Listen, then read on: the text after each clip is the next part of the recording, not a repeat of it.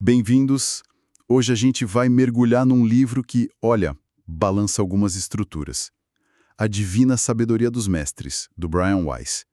Temos aqui uns trechos para explorar juntos. Exato. E a história do autor, Dr. Weiss, já é um bom começo, né?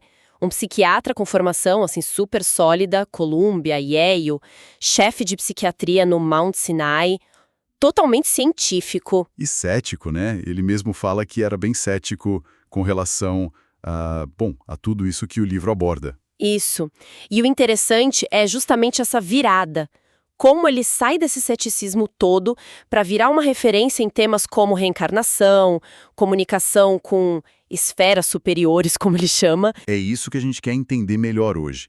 E fundo nas ideias, sabe? Destacar o que realmente faz pensar nesse livro. O que será que esses tais mestres têm para dizer? Vamos investigar. Tá, então como foi essa mudança? De um cara tão pé no chão, cientificamente falando, para alguém que fala de vidas passadas. O estopim foi uma paciente, a Catherine. A história dela está no primeiro livro famoso dele, Muitas Vidas, Muitos Mestres. Durante as sessões de hipnose... Que é bom lembrar, não é controle da mente, né? É mais um relaxamento profundo, foco. Exatamente, tipo um devaneio guiado. Bom, aí a Catherine começou a acessar memórias muito detalhadas do que pareciam ser vidas passadas. E mais do que isso, começou a canalizar mensagens. Mensagens? De quem? De seres que ela chamava de mestres. Entidades não físicas, almas evoluídas, segundo a descrição dela. Uou! Imagina o impacto disso para um psiquiatra treinado para buscar explicações, digamos, mais convencionais. Foi um choque total para ele. Claro que existem explicações alternativas, né? Memória escondida, fantasia. Os céticos apontam isso. Mas para o Weiss, o que pesou foi a consistência dos relatos, os detalhes históricos que às vezes batiam e principalmente o efeito terapêutico. Terapêutico, como assim? A melhora significativa da Catherine e, depois, de muitos outros pacientes. Ele fala em mais de 2.000 regressões que ele mesmo conduziu. Isso o convenceu de que havia algo real ali, sabe? Entendi. E a Divina Sabedoria dos Mestres foca nessas mensagens, então? Qual é a essência do que eles dizem?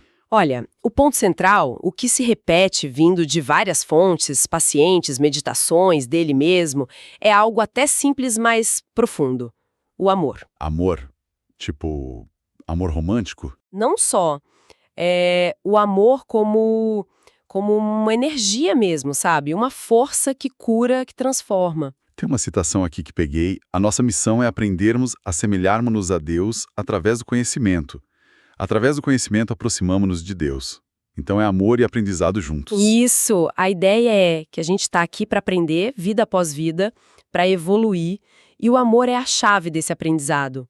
Entende? O conhecimento não é só o intelectual, é o autoconhecimento, entender a nossa natureza espiritual. E o que você falou da cura? O amor como ferramenta de cura. Exato. E talvez essa seja a ideia mais radical que ele propõe.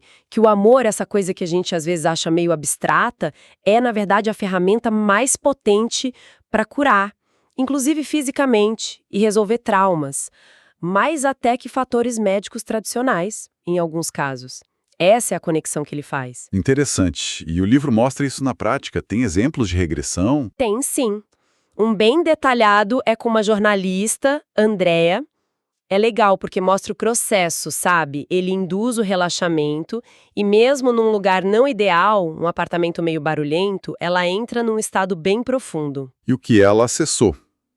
Que memórias vieram? Primeiro, uma lembrança de infância bem forte na neve com o pai.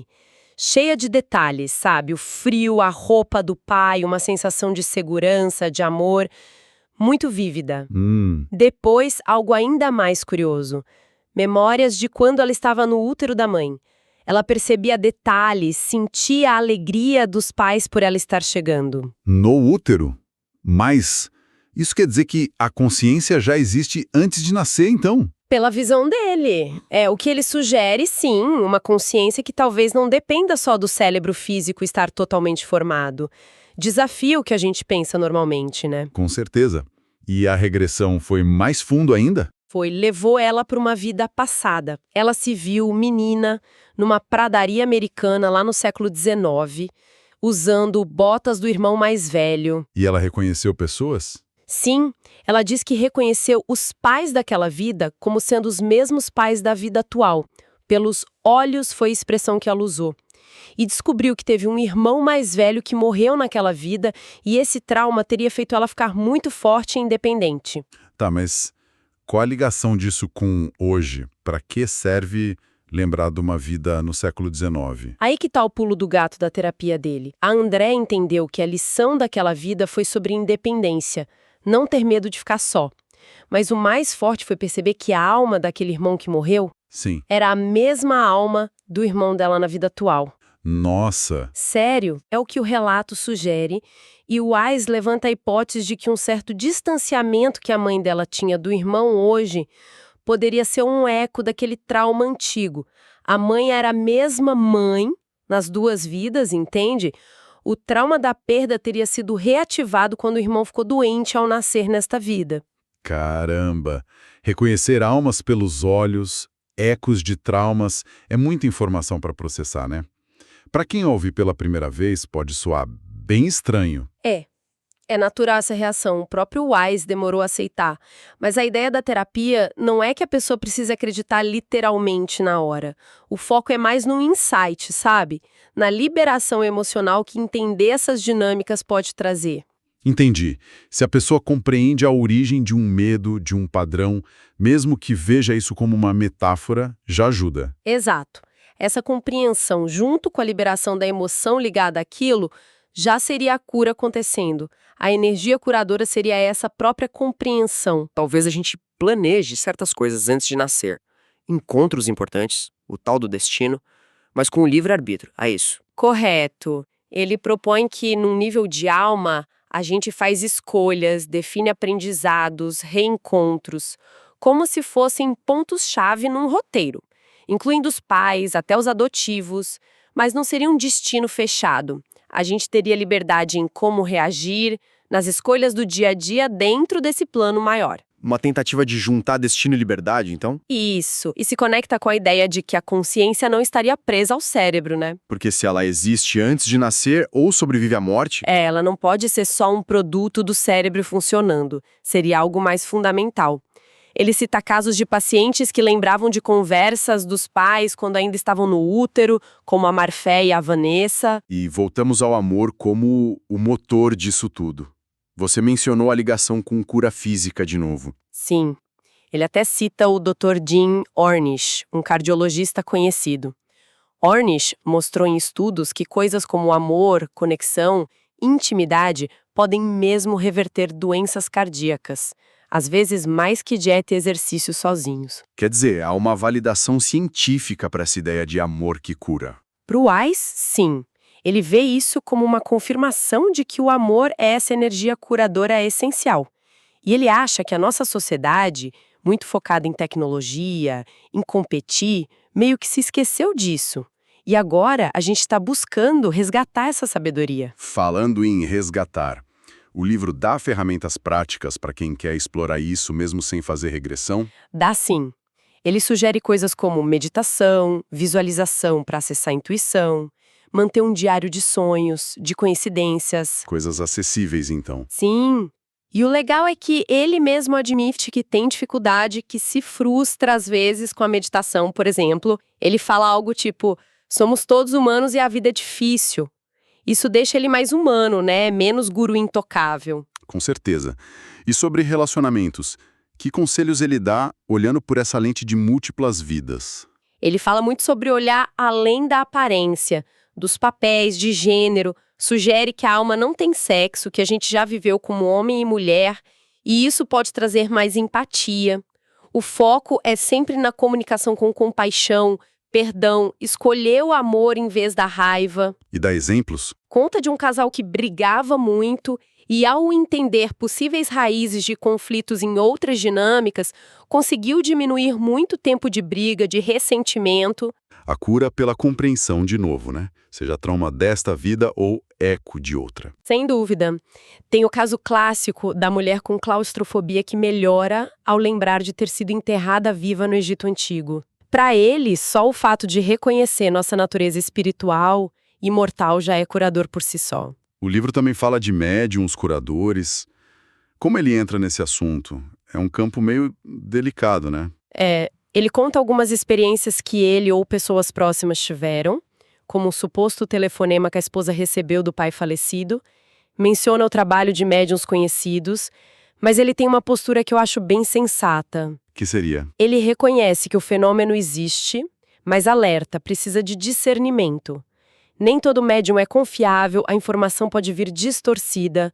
O mais importante, ele diz, é a gente desenvolver a nossa própria intuição, nossa sabedoria interna e não ficar dependente dos outros. Faz sentido. E os exercícios práticos que ele inclui no final? São para ajudar nisso. Exato, são convites para explorar essa sensibilidade. Tem um chamado Caras, para observar o rosto de alguém e ver se percebe mudanças. Outro, Psicometria, de tentar sentir impressões de um objeto. Scanning energético, para tentar sentir o campo de energia. E 2 meditações guiadas bem completas. Olhando todo, então, qual a mensagem final que ele quer passar? Ele defende que, no fundo, todas as grandes religiões e tradições espirituais falam a mesma coisa. Amor, compaixão, serviço, não violência, a existência de algo maior, Deus, universo, consciência e a imortalidade da alma. Ele diz que as diferenças são superficiais. Isso, rituais, dogmas, mas o núcleo seria o mesmo para todos. Ele até fala, só pode haver uma única religião porque só existe um Deus, o Deus de todos nós. As divisões seriam criação nossa. E ele critica um pouco a sociedade por causa disso, né? A competição, o cinismo. Sim, ele compara a nossa educação, que estimula a ser o primeiro a responder, com a dos índios Hopi, onde seria falta de respeitar se o colega não sabe. Lamento o cinismo que vi até nos alunos de medicina. Para ele, a mudança real começa ensinando empatia e respeito para as crianças. Então, resumindo nossa conversa sobre a divina sabedoria dos mestres, é um livro que realmente desafia a visão de mundo mais materialista, né? Sem dúvida.